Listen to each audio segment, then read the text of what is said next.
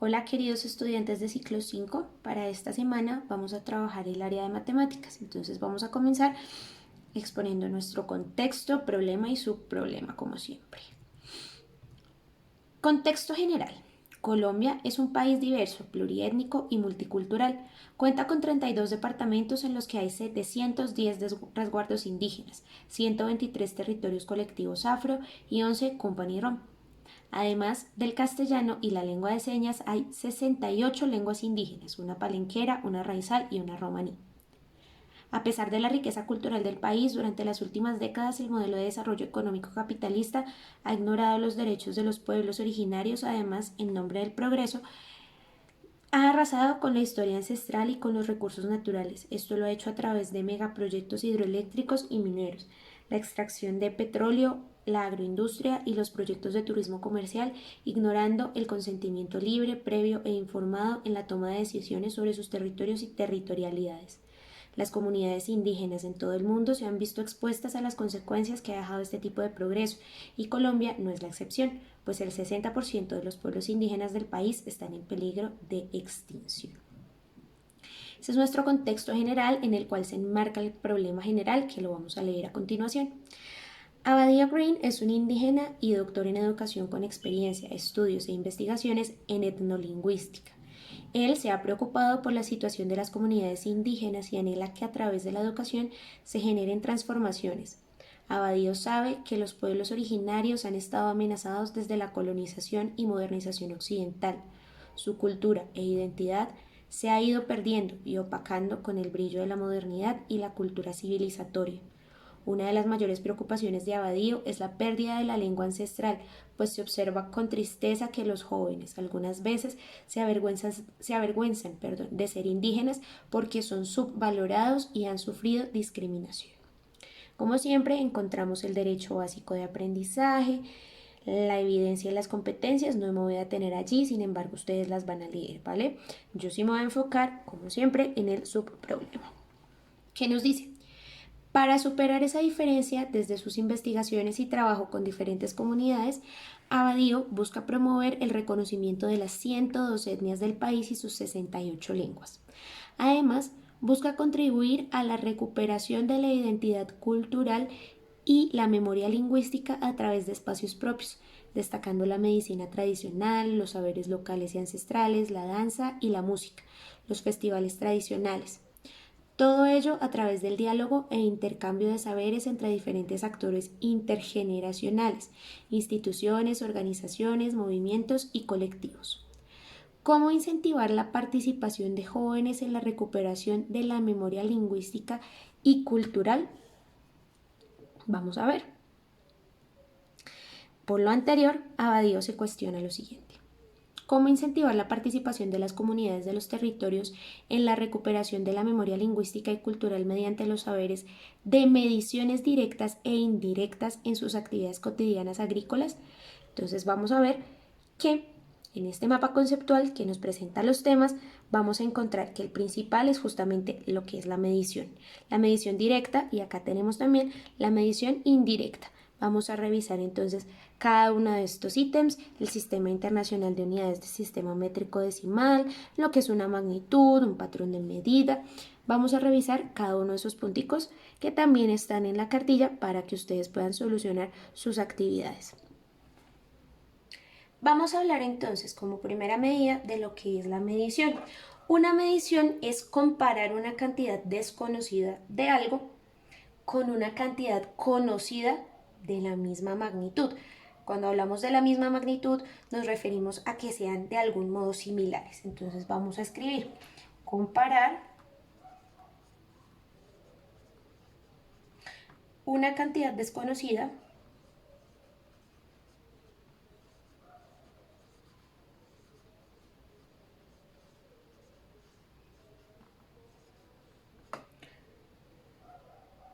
con una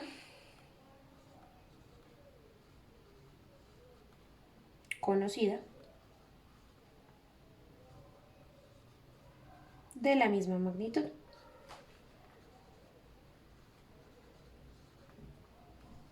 ¿Listo? y tener en cuenta que cuando hablamos de magnitud es que de algún modo deben ser similares, parecidas. ¿Listo? Para ello, pues tenemos varios ejemplos. Por ejemplo, podemos medir algo con una regla, pero también lo podemos medir con cuartas o incluso con pies, como en el sistema inglés.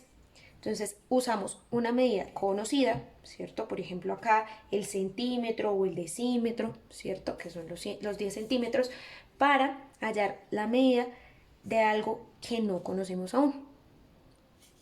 Entonces, cuando hablamos de mediciones, las hay de dos tipos. Hay medición de tipo directo, medición directa y medición indirecta. Entonces, la medición directa se refiere a aquellas que podemos realizar de manera manual o con la ayuda de algún instrumento o patrón de medida, como en el ejemplo que les puse. Entonces, yo uso el instrumento regla para medir, o yo uso el instrumento cuarta, o uso el pie, o cuando hablamos del tiempo, yo uso una botella cuyo contenido sé. Por ejemplo, esta es de 250 mililitros, ¿sí? O por ejemplo, tengo este recipiente que es de 473 mililitros. Son medidas que ya conozco y que de pronto puedo usar para medir algo que no conozco. Este vasito no está graduado, por ejemplo. Entonces, esa es la medición directa, la que hacemos de manera manual.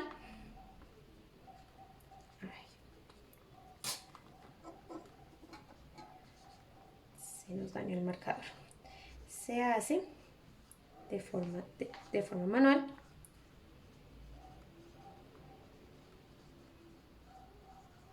De forma manual, usando algún instrumento.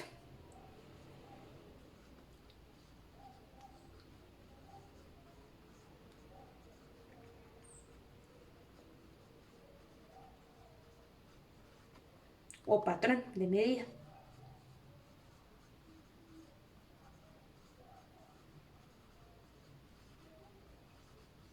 ¿Cierto?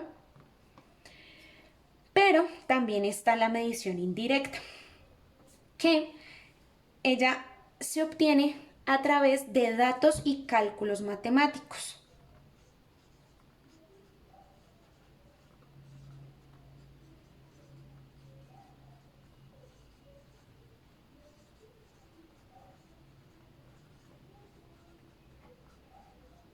Entonces, yo no estoy seguro en realidad de la distancia que hay, por ejemplo, desde este árbol, ¿cierto? A donde esta personita está parada. No la sé en un problema matemático, pero a través de ciertos teoremas yo puedo averiguar cuál sería la distancia. Claro, si yo lo pongo, digamos que así pequeñito en el tablero, pues la puedo conocer con una regla. Pero si yo me invento un problema matemático en el cual esta persona puede estar parada a muchos, muchos metros mirando la copa del árbol desde lejos, pues voy a necesitar la aplicación de algún cálculo, de algún dato o de algún teorema. ¿Listo? Esto acá es clave. Bueno, cuando hablamos de medición, de medida, mencionábamos hace un rato una palabra importante que es magnitud. Entonces, vamos a aclarar ese concepto, ¿sí? Ya que difiere de, por ejemplo, longitud. A veces usamos magnitud como una palabra para muchas cosas, pero hay que saber distinguir lo que es una magnitud. Entonces, la magnitud es una característica física que se puede observar y que se puede medir. Lo importante es que es física. ¿Por qué? Porque si es física, es medible.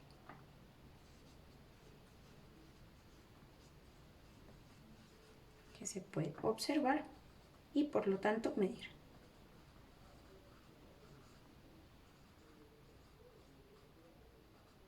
¿Listo? ¿Cuál sería un ejemplo?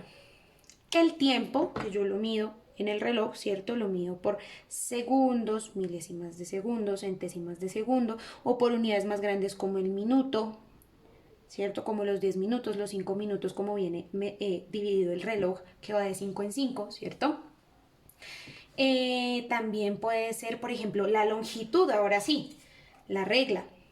Entonces, yo tengo acá 1 centímetro, tengo 2 centímetros, los 3 centímetros, pero también tengo menos, tengo el milímetro o tengo los 10 centímetros, ¿cierto? El metro, que ya son los 100 centímetros y así sucesivamente.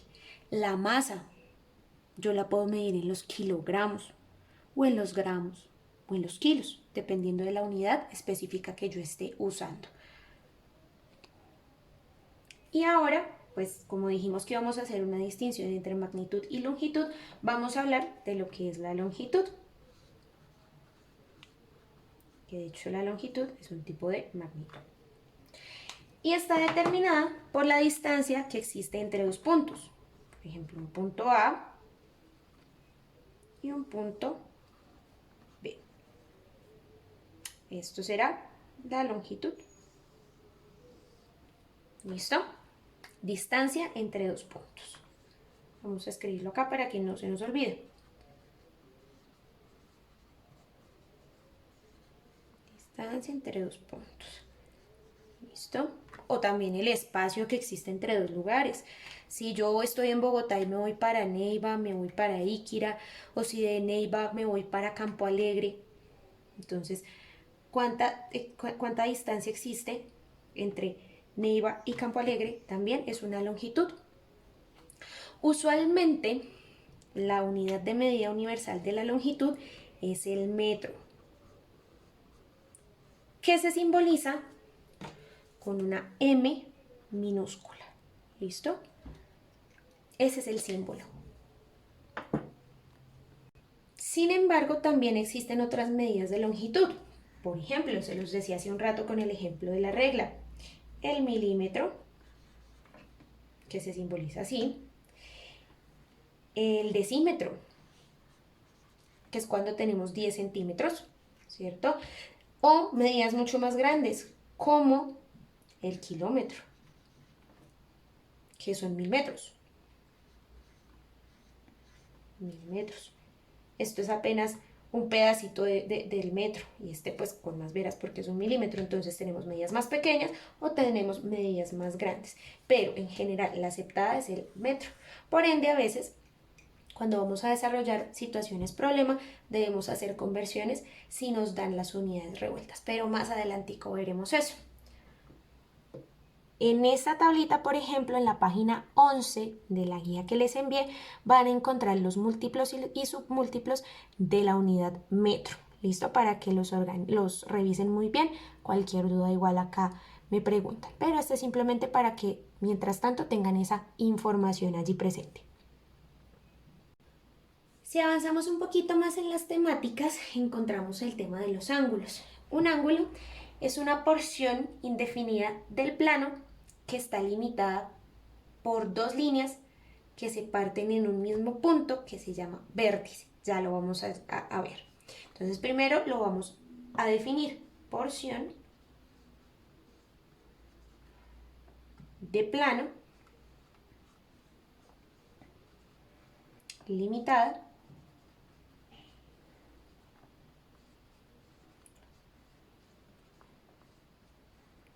por dos líneas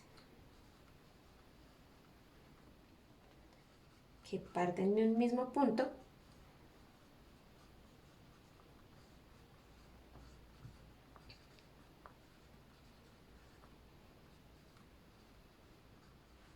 que se llama vértice.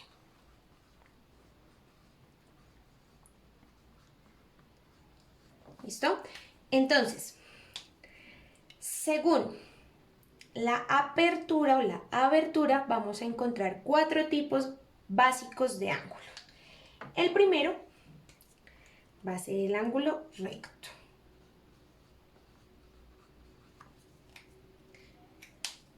¿Cierto? Recto porque va a formar esta figura.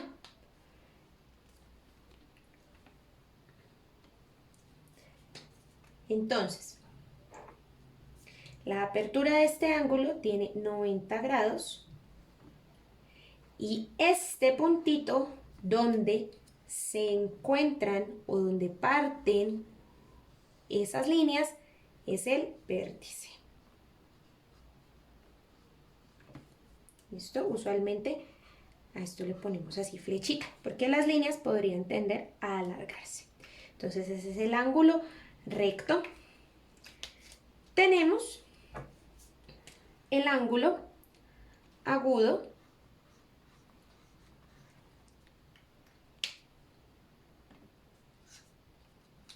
cuya característica es que mide menos de 90 grados. Al medir menos de 90 grados, vamos a tener una gráfica algo así. Me disculparán que las líneas no queden completamente rectas. Entonces, por ejemplo, podemos decir que ese ángulo debe tener más o menos, no sé, como 40 grados. El caso es que mide menos, ¿listo? Menos de 90 grados. Tenemos el ángulo obtuso, que es lo contrario. Obtuso, que es todo lo contrario. Eso quiere decir que es mayor de 90 grados. Y vamos a correr acá el dibujito porque se me interpuso ahí. Entonces ahora sí, lo vamos a dejar acá bien bonito para que al final podamos ver la diferencia entre todos. Y este, por ejemplo, puede ir así y ese podemos decir que mide más o menos como 110, 120 grados. Y su característica principal es que mide más de 90 grados. Y por último, tenemos uno del que casi nunca hablan, pero existe, que es el ángulo llano. ¿Y cuál es la característica de la llanura o del llano? Que es plano.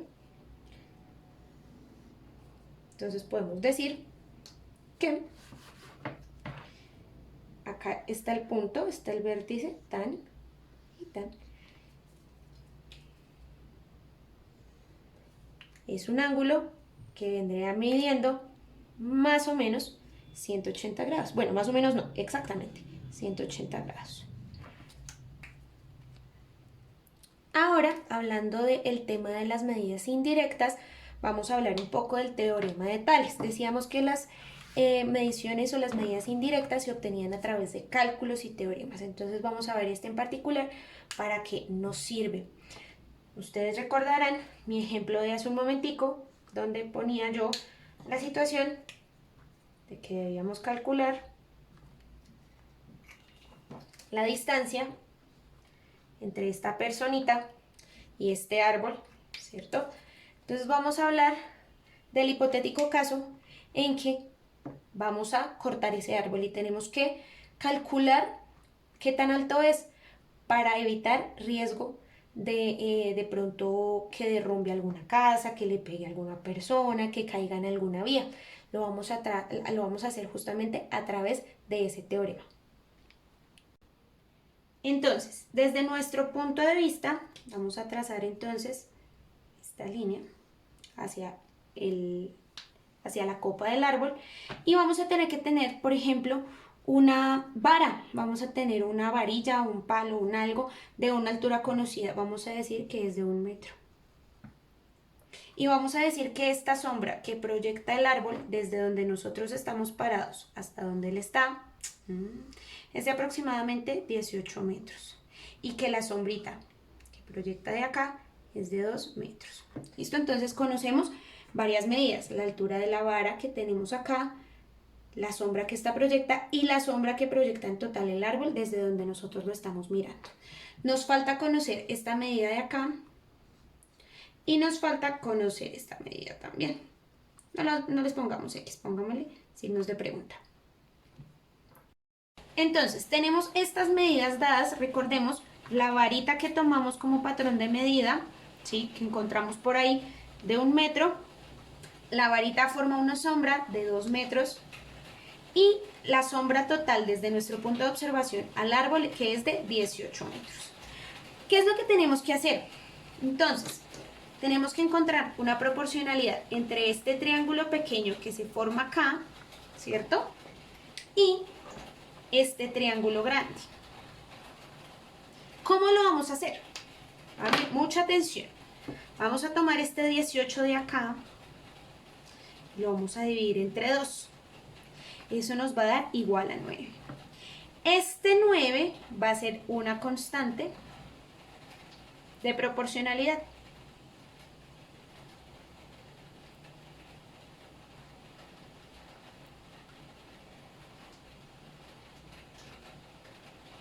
¿Listo?